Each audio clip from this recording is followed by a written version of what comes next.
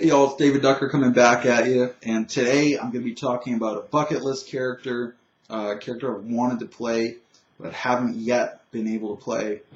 So this one would be like a lizard man cleric. So I've always found it really interesting to get in the alternate biologies on a player character. So being cold-blooded, molting your skin, seeing heat but not seeing very far. I think it's a great sense of smell. Eating in this odd cycle where you gorge yourself and then you don't eat for another month, and then you have to gorge yourself again. So you get really slow and sluggish while you're digesting, and then slowly your energy comes back until you get frenzied and you have to eat again. So just the biology would be great on a lizard man character. And you get to explore the societies which would develop around that biology as well, which is always fun. I just did the bucket list of the Bullywug Ranger, which I'd like to play. And I'd like to play him because he's a savage. You get to explore the primal savagery. This character will be the opposite. He's from a very highly advanced civilization and culture, but it's not human, which brings in a lot of fun questions about it, how it sustains itself, what the differences are, what all these biological differences mean culturally. And I have done a video on lizard folk, the ecology of lizard folk, so you can check that video out for more background detail. But this character in specific, not only would you get all the culture and bring that through, the stranger in a strange land kind of gimmick, but specifically focusing on his religion.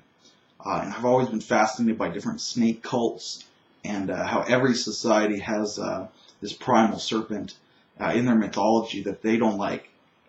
The Norse have Jormungandr, who will battle Thor at Ragnarok. The Greeks have Typhon, who will battle Zeus, or who did battle Zeus, and may again if he's freed from Tartarus.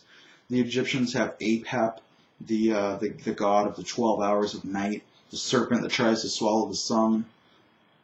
And every culture has some correspondence. So I could be a cleric of any one of those, depending on the setting, or we could bring in Quetzalcoatl from